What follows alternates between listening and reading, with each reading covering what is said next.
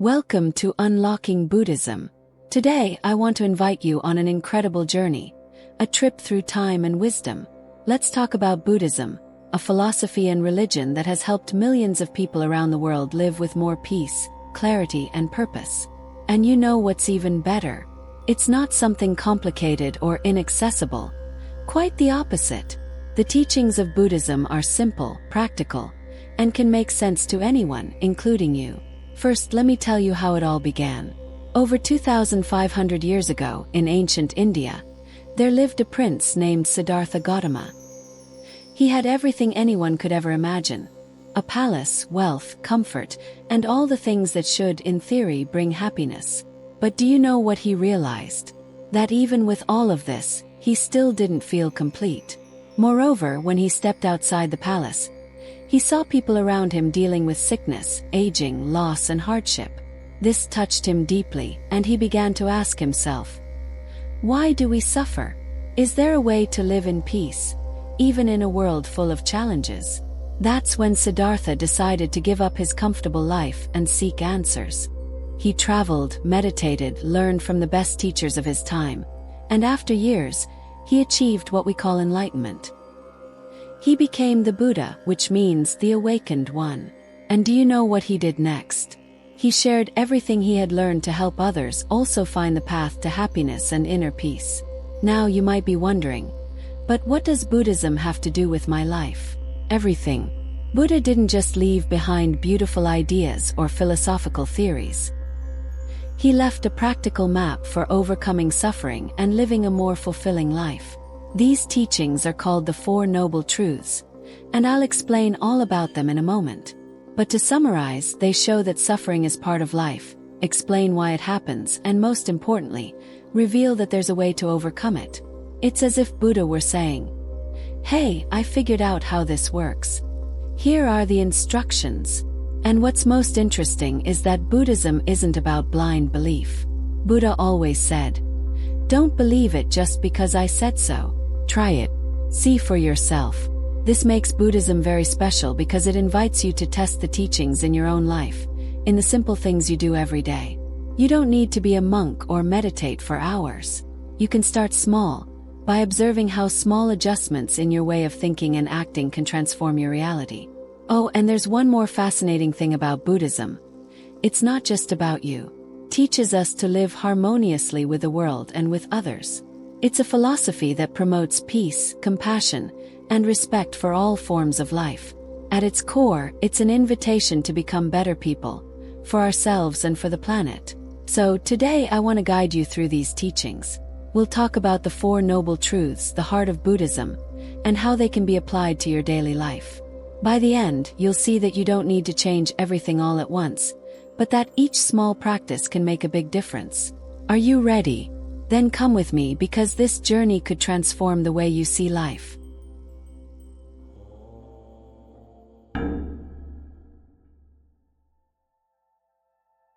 Let's dive into the first noble truth of Buddhism, a fundamental teaching that helps us better understand life and our experiences. It is called the truth of suffering, or, in the original language, Dukkha. But first, let me reassure you, when we talk about suffering, we're not saying that life is only pain or sadness. This idea may seem negative at first glance, but in reality, it's an invitation to see life more clearly and realistically. Dukkha is about recognizing that there are challenges, dissatisfactions, and difficulties that are part of the human experience. Now think about this. How many times have you felt happy about something, only to realize that this happiness didn't last as long as you expected? Maybe it was a gift, an achievement, or even a trip you'd been looking forward to for a long time. At first, you were full of excitement, but after a while, that special feeling faded, and you started looking for something else to fill the void. That is Dukkha. It doesn't mean we can't be happy, but that happiness is often temporary and incomplete. What Buddha observed is that suffering manifests in many forms, one of which is this constant dissatisfaction. It's that feeling that something is always missing, that we are never completely satisfied. Have you noticed how often we desire things that we think will make us happy, but once we get them, we quickly start wanting something else? It's like being in an endless race. always chasing something to fill a void that never fully goes away. But dukkha isn't just about dissatisfaction. It also includes the more obvious pains of life, like losing a loved one, illness, financial struggles, or the end of a relationship. These are moments when we feel the weight of suffering very clearly.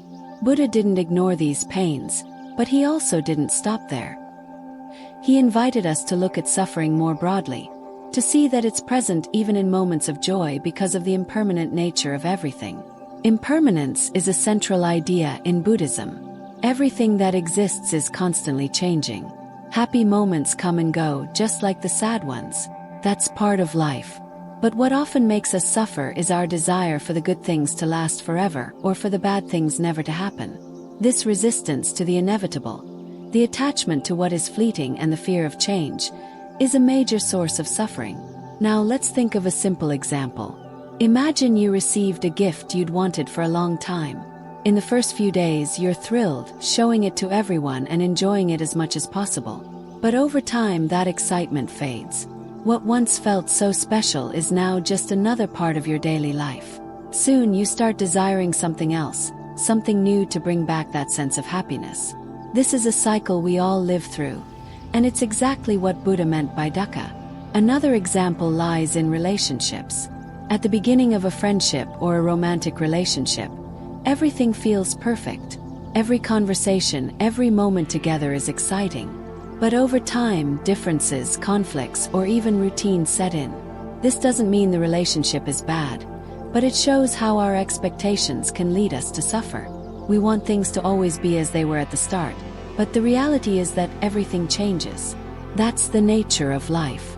Buddha also observed that suffering isn't something that only happens in major life events. It's present in the small things of daily life. When we get frustrated in traffic, when we're hungry, and nothing seems to satisfy us, when we have too many choices and still can't decide. These seemingly minor experiences show how suffering can infiltrate every aspect of life if we don't learn to deal with it more consciously. But what Buddha wanted to teach with this first noble truth wasn't to make us feel discouraged. He wasn't saying that life is just suffering and that's it. On the contrary, he invited us to look at suffering honestly, because only when we acknowledge a problem can we begin to solve it. It's like when we feel pain in our body. Ignoring the pain doesn't make it go away. We need to identify what's causing it to address it. Recognizing that suffering exists is the first step to overcoming it. When we stop pretending that everything is always perfect and accept that challenges are a part of life, we begin to free ourselves from the burden of trying to avoid the inevitable. This doesn't mean resigning to pain, but understanding that it's a natural part of existence, something that everyone faces. Buddha also showed us that we're not alone in this experience. Everyone at some point goes through loss, disappointment, change, and dissatisfaction.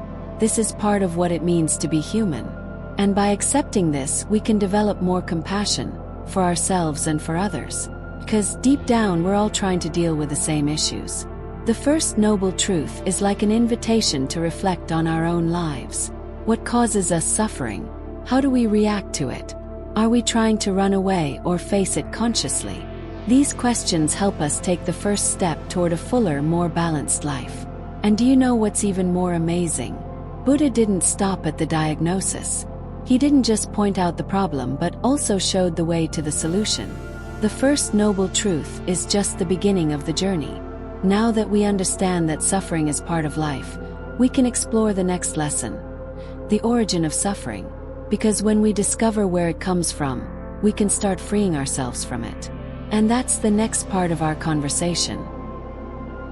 Now that we understand that suffering is part of life, let's move on to the next step, discovering where it comes from. Buddha left us an important teaching about this, called the origin of suffering, or samadaya. And do you know what he discovered? Suffering doesn't arise by chance. It has causes, and understanding these causes is the key to starting to free ourselves from this cycle. Buddha taught that the root of suffering lies in something called tanha, which means thirst or craving. But we're not just talking about simple desires like wanting to eat something delicious or achieving a dream. These kinds of desires are natural and often healthy. The thirst Buddha referred to is that intense longing for things to be different from what they are, for clinging to what cannot last, or rejecting what we cannot control. Think about how this shows up in our daily lives. Sometimes we really want to achieve something like a new job, a relationship, or a material possession. There's nothing wrong with wanting these things, but suffering begins when we become so attached to these desires that we forget to enjoy the present. When we believe we can only be happy if those things happen, or worse, when we start to fear losing them. This endless pursuit, this insatiable thirst, traps us in a cycle of dissatisfaction. Another example is when we cling to ideas about how life should be. We want things to be perfect, for people never to disappoint us, and for everything to go according to plan. But reality is different. Things change, people are imperfect, and life is full of surprises. The more we resist accepting this, the more we suffer. Buddha also spoke about how we not only cling to external things but also to emotions, sensations, and even our identity. For instance, when we feel joy, we want it to last forever. But when we feel sadness or anger, we want them to disappear immediately. This intense relationship with what we feel creates a cycle of constant struggle. The same happens with our self-image. We cling to ideas about who we are, like, I'm this way or I need to be this way to be accepted. When these ideas are challenged, we suffer. Another important aspect of this thirst is aversion. It's not just the desire for good things that causes suffering, but also the rejection of things we consider bad. For example, when we face a difficult situation like illness or loss, we want to escape it at all costs. This desire to avoid pain prevents us from dealing with reality as it is, and often only increases our suffering. Buddha also observed that our thirst leads us to seek pleasure and satisfaction in things that are, by nature, impermanent. We want a happy moment to last forever, but it passes. We want an object to make us feel complete, but over time it loses its appeal. This attachment to what cannot last is like trying to hold water in our hands. No matter how hard we try, it always slips away. It's important to remember that desire itself is not the problem. Wanting good things for our lives like health, security, and happiness is natural and even necessary. The problem lies in excessive attachment, in the belief that we need these things to be happy or in the fear of losing them. This is what keeps us trapped in suffering. Buddha showed us that this thirst doesn't happen in isolation. It's deeply connected to our mental habits, to our patterns of thinking. Often we don't even realize how trapped we are in these cycles. For example, someone who feels envy toward another person might not be aware that this envy is rooted in a desire to have what the other person has. Or when we feel insecure, it might be because we're clinging to an idea of how we think we should be. Understanding this isn't about blaming ourselves or feeling bad for having desires. It's quite the opposite. Buddha wanted us to see that this cycle of craving and dissatisfaction is something we can change. When we recognize these patterns, we can start to act differently. We can learn to let go of what we cannot control, to accept reality as it is, and to live with greater ease. For example, imagine you're trying to control everything around you. This can be exhausting because the world is in constant change. But by letting go of this desire for control, you realize that you can better handle challenges. This doesn't mean being passive, but rather accepting that some things are beyond our reach, and that's okay. Recognizing the origin of suffering is like turning on a light in a dark room. Suddenly you can see what's around you. You realize you're not trapped, that there are ways to break free from the cycle of suffering. It's a moment of awakening, of seeing that there's a choice. And that brings us to the next noble truth: the cessation of suffering. Because if suffering has an origin, that means it can also have an end. Now that we understand where suffering comes from, we arrive at a message of hope and transformation. Suffering can end. This is Buddha's third noble truth, called Nirodha, or the cessation of suffering.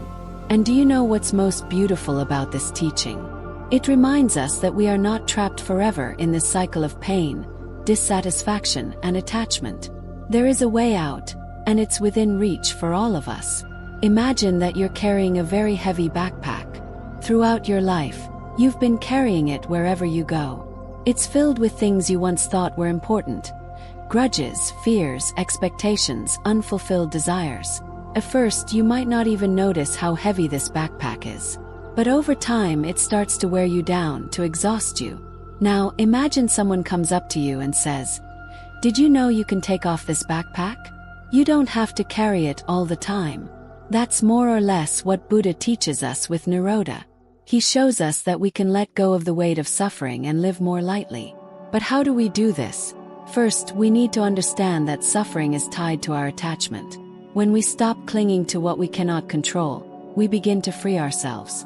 This doesn't mean abandoning everything or living without desires, but learning to see things as they really are, transient and impermanent. It's like learning to appreciate a flower without trying to keep it alive forever. Its beauty lies in the moment, in the present. This state of freedom and peace that arises when we let go of attachment is called nirvana, or nibbana in the original language. Nirvana is not a magical place or something only a few special people can achieve. It is a state of profound tranquility where suffering no longer has control over us.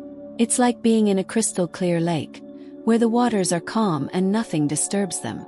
Buddha described nirvana as the extinguishing of the flame, but not the flame that illuminates us. It's the flame of craving, attachment, and aversion that consumes us. Reaching nirvana doesn't mean you'll never face challenges or difficulties again. After all, life involves dealing with change and loss. What changes is the way you respond to these situations. Instead of fighting against reality or clinging to the past, you learn to accept the present moment with serenity. And this acceptance isn't resignation. It's a way of living fully, without the chains of suffering. For example, imagine you're facing a difficult situation like the loss of something important. Instead of holding on to what's gone or trying to turn back time, you acknowledge the pain but also understand that it's part of life. You let go of the attachment, and with that, the pain begins to lose the power it once had over you. This is the kind of freedom that nirvana offers. Buddha also taught that the cessation of suffering is not something that happens instantly. It's a process, a journey. Every time you let go of a bit of attachment, every time you learn to deal with desire more wisely, you take a step toward nirvana. And the most important thing is that it's not something distant or impossible. Anyone can take these steps, no matter who they are or where they come from. This state of liberation isn't just about great spiritual achievements. It can also be found in the small things of daily life. When you choose to forgive instead of holding a grudge, when you decide to value what you have instead of lamenting what you lack, when you allow yourself to live in the present moment without worrying too much about the future, you are practicing Nirodha. Every small act of letting go is like removing a piece of that heavy backpack you've been carrying. You might be asking yourself, but is this really possible? Can I actually stop suffering? The answer is yes, but it's a path that requires practice, patience, and intention. It's not about never feeling pain or sadness again, but about not being dominated by them. It's about finding peace even in the midst of challenges. And this leads us to Buddha's next teaching, the path to achieving this liberation. Because the cessation of suffering doesn't happen by chance. It is the result of conscious effort and ongoing practice. This path is known as the Noble Eightfold Path, and it's the guide Buddha left us to find the freedom and peace we seek. Now we've arrived at the point where everything begins to connect, the path to overcoming suffering and achieving inner peace.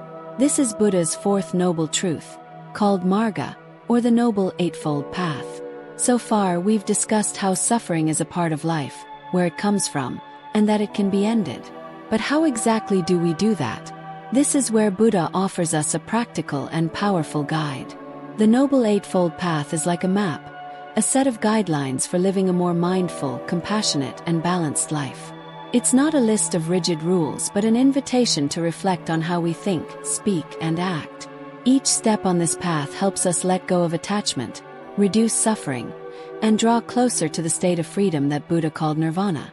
This path is divided into three main areas: wisdom, ethics, and concentration. Let's explore each of them in a simple way so you can understand how to apply them in your daily life. The first part of the path is about wisdom, which begins with right view. This means understanding the Four Noble Truths and recognizing that suffering is part of life but that it can be overcome. When we have this view, we start to see the world more clearly, without illusions or unrealistic expectations. Wisdom also involves right intention, which is directing our mind toward compassion, the desire to do good, and letting go of thoughts of anger or selfishness. The second part is about ethics, how we treat others and the world around us. This begins with right speech, using words that are truthful, kind, and that promote harmony. Imagine how the world would be if we all spoke with more care and empathy. Next comes right action, which is acting in ways that don't cause harm to yourself or others. This includes avoiding violence, dishonesty, or behaviors that hurt others. Finally, there's right livelihood, which is choosing a job or occupation that respects life and promotes well-being. This part of the path invites us to reflect on how our daily choices impact the world around us. The third area is about concentration, which helps us train our minds to live in the present moment. This starts with right effort, which is cultivating positive thoughts and letting go of those that lead to suffering. Then we have right mindfulness, which is being fully present in each moment, observing our thoughts, emotions, and actions without judgment. Finally, there's right meditation, which is the practice of training the mind to achieve calm and clarity. Meditation helps us see reality as it is and develop a deeper connection with ourselves. What's beautiful about the Noble Eightfold Path is that it's not linear. You don't need to complete one step before moving on to the next. All parts of the path support and connect to each other like a circle. It's a continuous process that evolves as you practice and apply these teachings in your life. Now you might be thinking, but this sounds difficult. Where do I start? The answer is simple. Start from where you are. It might be with a small step, like paying attention to the words you use or dedicating 5 minutes a day to meditation. No matter how small the step, what matters is beginning. Each small practice on the path is like planting a seed, which will grow and transform over time. The Noble Eightfold Path isn't just for monks or people who dedicate their entire lives to Buddhism. It's for everyone. It's a practical tool to help us deal with life's challenges, find balance in the chaos, and live more consciously and compassionately. More than a set of teachings, the Noble Eightfold Path is a journey. It's not about reaching a final destination but about how we live each step of the way. And the more we practice, the more we realize that true peace isn't found in external things but in how we relate to ourselves and the world. Now that we understand the Four Noble Truths and the Noble Eightfold Path, you might be thinking, this all makes so much sense, but how do I bring Buddhism into my daily life? How do I apply these ideas to the simple things I do every day? The good news is that Buddhism isn't something reserved for temples or enlightened masters. It's a practical, accessible, and deeply transformative way of life that can be lived through every choice, word, and action in your day. The first step to incorporating Buddhism is to start practicing mindfulness. This concept is the heart of Buddhism and means being completely present in the moment, rather than getting lost in thoughts about the past or worries about the future. It's an exercise in bringing your mind to the here and now. Sounds simple, but it can be profoundly transformative. Think, for example, about how you usually have your meals. Often we're so distracted by our phones, the TV, or our worries that we hardly notice the taste of the food. Mindfulness invites us to slow down, to truly sense the aroma, taste, and texture of every bite. This might seem like a small detail, but it's a way to turn even the most ordinary moments into something meaningful. Another central aspect of Buddhism in daily life is the practice of meditation. You don't need to dedicate hours to it or isolate yourself from the world. Start with 5 minutes a day. Find a quiet place, sit comfortably, and close your eyes. Focus on your breathing, the air going in and out. When your mind gets distracted, and it will, gently bring your focus back to your breath. Don't blame yourself for getting distracted. It's part of the process.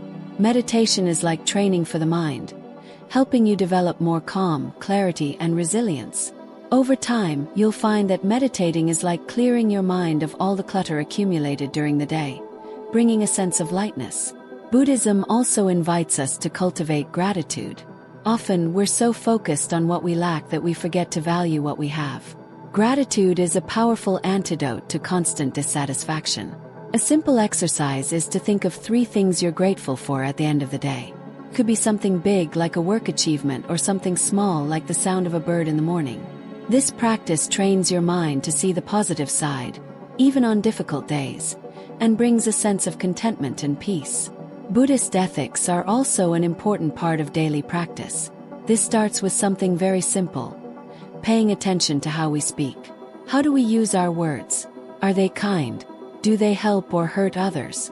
Right speech, as taught by Buddha, invites us to choose words that promote harmony and understanding. This doesn't mean avoiding difficult conversations, but approaching others with empathy and respect. Think of your words as seeds. Some grow into flowers, others into weeds. What are you planting? Our actions are also a reflection of how we practice Buddhism. Right action isn't just about grand gestures, but about the small decisions we make every day. Being kind to someone, helping a friend, treating others with respect.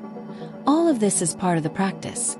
When we choose to act with compassion and care, we align ourselves with Buddha's teachings.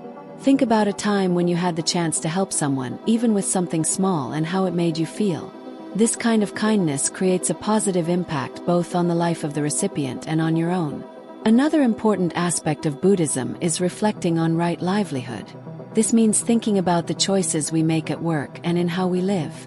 It doesn't mean you need to quit your current job, but it's an invitation to evaluate whether what you do aligns with values of compassion and respect. For example, does your work or your daily actions contribute to the well-being of others, or do they have a negative impact? This kind of reflection can help us find a greater sense of purpose in what we do. Patience is another essential virtue in Buddhism. We live in a fast-paced world where we want everything to happen immediately. But Buddha reminds us that patience is a form of strength. When we face difficult situations like traffic, a long line, or an argument, we can use patience to handle these moments without being overwhelmed by anger or frustration. This isn't easy, but each time you choose to be patient, you're cultivating a calmer and more resilient mind. Generosity is also a powerful practice in Buddhism.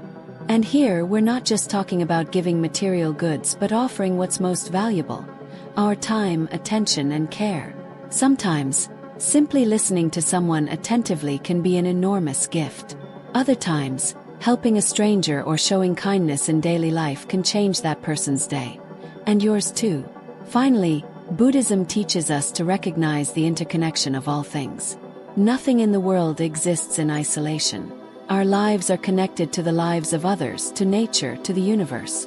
When we realize this, we start to act with more responsibility and respect. Small gestures like reducing waste, caring for the environment, or treating animals with compassion are ways of living according to this principle. Knowing that our actions impact the whole helps us live more consciously and harmoniously. Practicing Buddhism in daily life isn't about being perfect or following a list of rules. It's about making conscious choices, one step at a time. Maybe you start by paying attention to your breath today. Tomorrow it could be choosing kinder words. And then, dedicating a moment to being grateful for the good things in your life. Each small practice is like a seed you plant, and over time, these seeds bloom, bringing more peace, balance, and compassion into your life.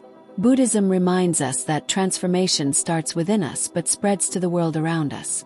By practicing these teachings in daily life, you not only improve your own life but also contribute to a more harmonious and compassionate world.